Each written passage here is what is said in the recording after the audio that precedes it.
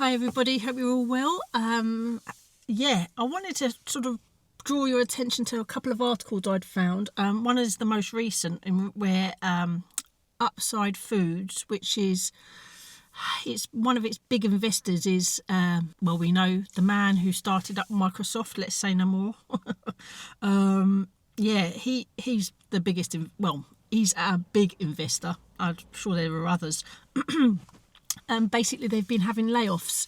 They've tried to spin it as a sort of restructuring, being agile, or whatever the other words were, reorganisation, etc. But they've been sacking people, is essentially what it is. Yeah, I'm going to read it. So let's get into this article. It kind of will appear here. This has an image credit. You'll see it there. And it shows lots of meat being cooked. I would doubt that is lab-grown meat for the photo opportunity. It's just so easy just to go to your local supermarket and just get someone to take a photo of you cooking up some meat, because from what I'm reading, they're struggling to make whole cuts of meat. That's a general thing. There is one place in Tokyo, I will show you the article on that's recently come out, where they've actually managed to do that.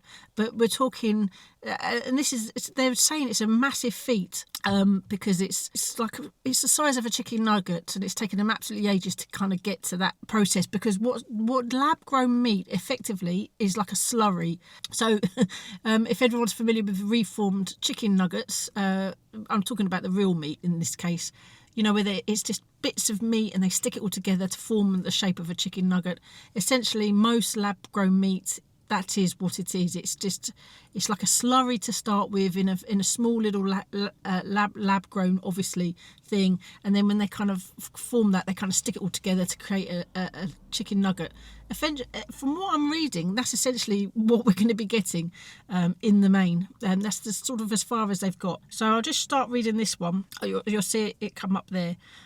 Cultivated meat pioneer Upside Foods. And when was this actually produced? Just March 20th of this year. So it's as recent as I can find, because there's obviously going back to 2023 and all that. There's lots of articles that when you Google, you just got to try and narrow it down.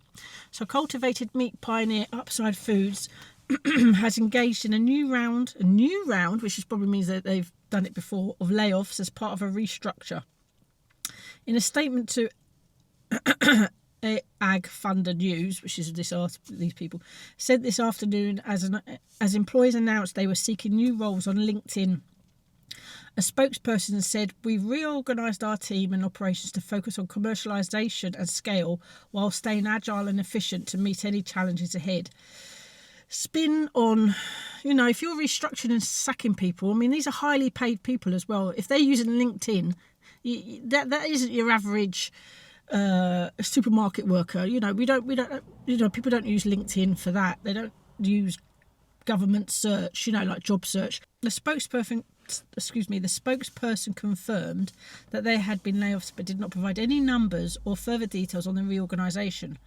The move follows layoffs in February and July 2024 at the firm, which has paused plans to build a large-scale facility in Glenview, Illinois, in favour of expanding its smaller Epic site in Emeryville, California. So they were. I had read this, that they were laying like a lot of millions to sort of create this new facility. They've obviously decided that that's not actually cost productive. And this is the thing about lab grown meat, that they don't want you to really realise is it's blooming expensive, amongst other things.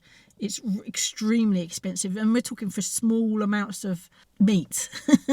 The other thing is, when we go on to this, because Upside Foods, I'd found an article where former employers were basically saying, when they show them members of the public around, that's not actually where they're growing the meat. That they like to give this impression that it's these huge reactors, but actually it's in really tiny bottles. Where was I?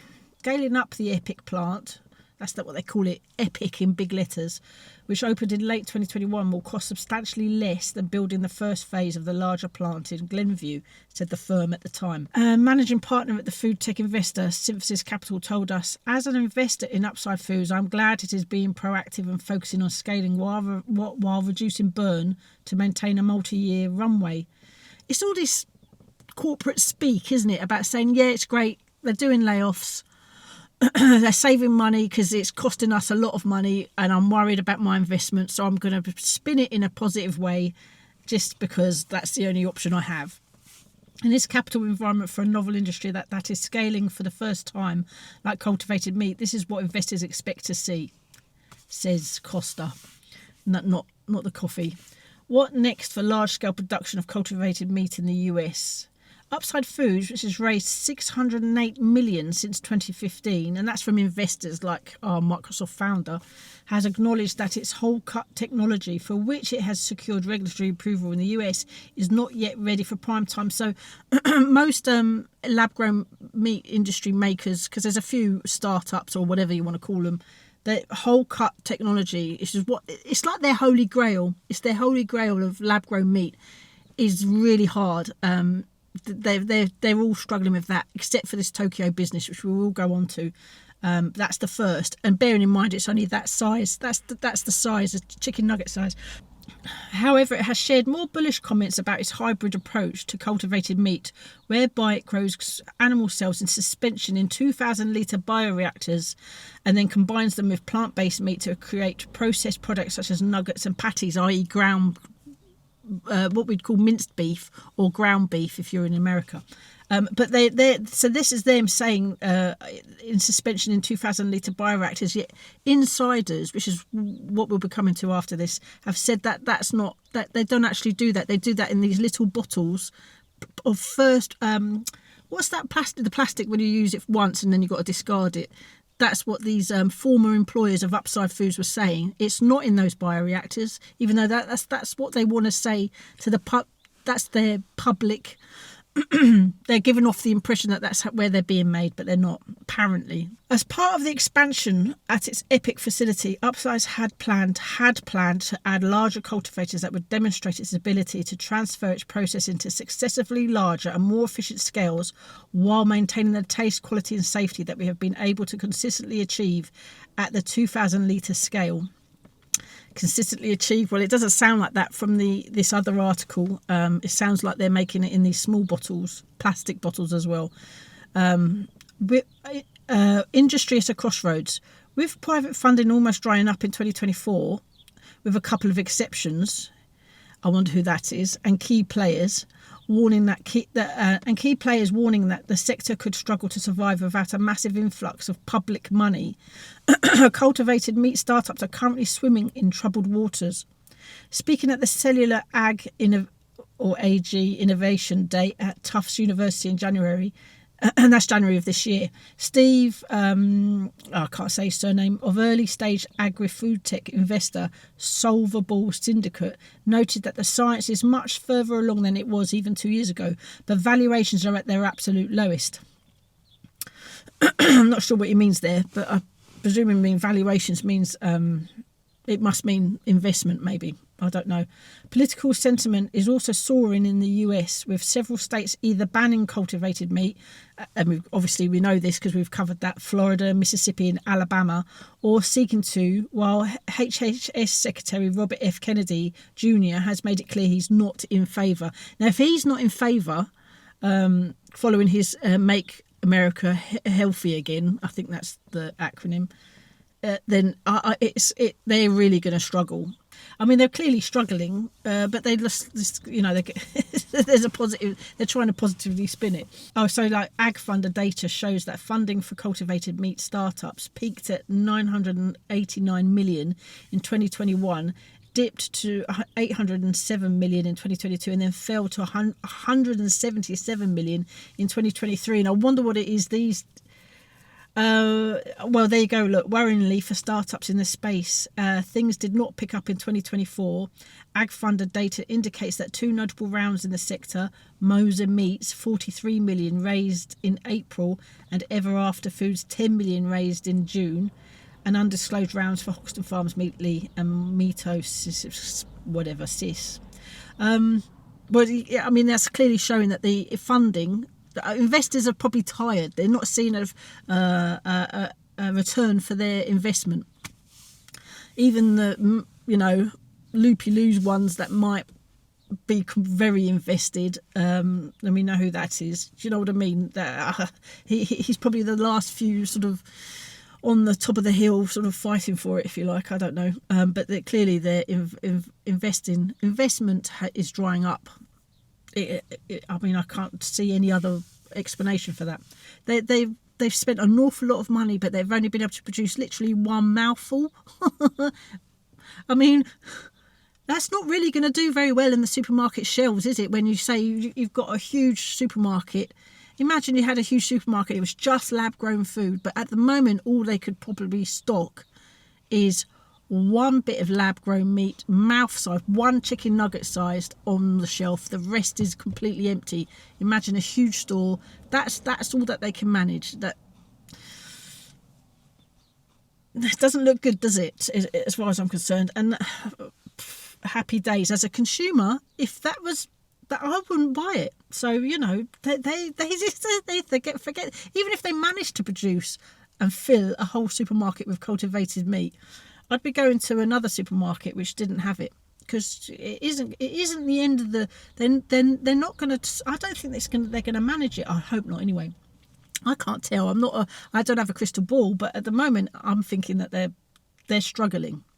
That's my interpretation so far. There are breakthroughs with this Tokyo plant, as I've said before, but still it's only a chicken nugget size. And it's just because it's like they've all got themselves into a little state of excitement about the technology, and then they're completely forgetting about the demand. There isn't a demand. Normal consumers won't want it, and it would have to be labelled. But obviously they're going to label it cultivated meat, so they might need a bit of education. Someone might need to know, what does cultivated mean? They might think it just means reformed chicken, because people buy reformed chicken nuggets, don't they? Because they're cheap. But I can't see there being any profit in it for a long time. I don't know how long. Anyone got any guesses? Believer Meats, God, there's so many of these startups, which is building what it claims is the largest cultivated meat production facility in the world in North Carolina, had previously said the site would be operational by the end of 2024. The firm, which has not yet secured regulatory approvals to sell cultivated meat in the US, has not provided an update in recent weeks. So, I mean, that's mad, isn't it? They're building a massive meat production facility in North California. Apparently it's the largest in the world, without regulatory approval from the FDA, the American version of our food safety agency. That seems a bit nuts to me. Insider, just a quick snippet. This was a difficult article to grab because it was behind a paywall, so I will just talk about the snippets I found. So insiders say that Upside's meticulously crafted fillets are instead the result of a process that is more arduous and unwieldy than using bioreactors. So it's basically saying they're not using those bioreactors, the 2,000 litre ones. Then employees grow thin sheets of tissue in small plastic flasks called roller bottles and combine them to create a larger hunk of chicken, an approach that is expensive and requires many hours of labour to produce even a small amount of meat, which is not cost effective. According to former and current employees at Upside, this process happens in a laboratory that doesn't feature in the factory tours Upside gives to journalists and members of the public. It will be on here. So that's extremely interesting. And there's another sort of snippet. The fact that Upside is struggling to create whole cuts of meat did not come as a surprise to investors outside the company. So that's investors not of this Upside Foods, but of other, probably. And this is a quote: "The reason that so few companies are going after whole cuts is because it's really effing hard." That's their words. Says a prominent investor in the field of cultivated meat, which has been pitched by Upside Foods, but has not invested in the company. "It's just a level of technology that doesn't need to be applied to this industry at this point in time, and I just don't see how it could be scalable right now." I.e., They just can't see it being, you might be able to create that in a tiny, but how can you make that into a massive production where you can actually sell it and feed, become a viable option in terms of the selling to the public. So he's just saying he doesn't see that that's absolutely not possible. One day people are going to find out that none of those things work, the employee says of the tissue cultivators. But upside staffers continue to show off the reactors to guests on tours of the facility, suggesting that they are part of a functioning process. It's like cute story, the current employee adds. Valetti pointed the bioreactors out to Wired on the factory tour in May 2022. These are special a set of cultivators where we can do ground meats and also whole cuts, he said at the time. Anyway, what I'm getting from that is that smoke and mirrors, possibly. You know, yeah, this is how it's being made, but there's a reality perhaps is a lot different. Winner, lab made dinner. Team grows nugget-sized chicken chunks. It will come up on the screen. 16th of April of this year. So So what's happened is they've basically a Tokyo facility has created, and I'll show a picture of it. I mean, that's apparently a picture of it. They grew a single chunk of chicken in the laboratory that was about 7 centimetres long and 2 centimetres thick, and that's apparently the picture of it there. Looks really delicious, I've got to say. So, you know, that's going to do well in the market, isn't it? Sold out within a second. For them, it's a technological feat, and that's what almost it's all about, isn't it? That this sort of we really going to make it. It's like nerds when they become ultra focused. You can't think of anything else, and you don't think about the you just want to achieve it. This is what this is, I think. The meat hasn't yet been made with food-grade materials, so it isn't ready for consumers' plates, and the team hasn't tasted it. But the researchers are talking to several companies about developing the technology further. When you're eating your food on your plate, you don't really want to think that it's an extraordinary engineering achievement, do you? You just want to eat it because it tastes nice. You want to know, you hope that, that the animal that produced it, there's ethics in eating meat that if we can afford it, you should follow. But I won't get into that. I'm going to leave it there because, quite frankly, wow, I've got to sort of try and... It's a bit long. I'll try and make it shorter. Thanks for watching, everyone. Let's just summarise. I don't think the lab-grown meat industry is as far along as they'd like you to think. So... it's not going to be on our shelves anytime soon. It's in pet food. That's probably where you'll see it, in pet food stores. You certainly will in the UK. Not on our supermarket shelves, so not anytime soon. And as soon as it is, will you buy it? If it was on the shelves, I mean, let's let them know, because their heads are so in this technological achievement focus that they can't see that consumers might not want it. Would you be prepared to buy lab-grown meat when it's on the shelves? I doubt they would watch this vlog, but, I know I certainly wouldn't. Anyway, interesting that there's been some developments, but also it seems to me like the investment is drying up. So what that will bring for 2025 and 2026 on onwards, I don't know, but it'll be interesting to watch, that's for sure. Thank you very much for watching. I hope if you like this, please like it. And if you subscribe, if you haven't already, all that malarkey. It's free. Thanks for watching. Take care. See you on the next one. Oh, there is a recipe coming. I'm going to be in the kitchen on Friday. Take care, everybody. Bye.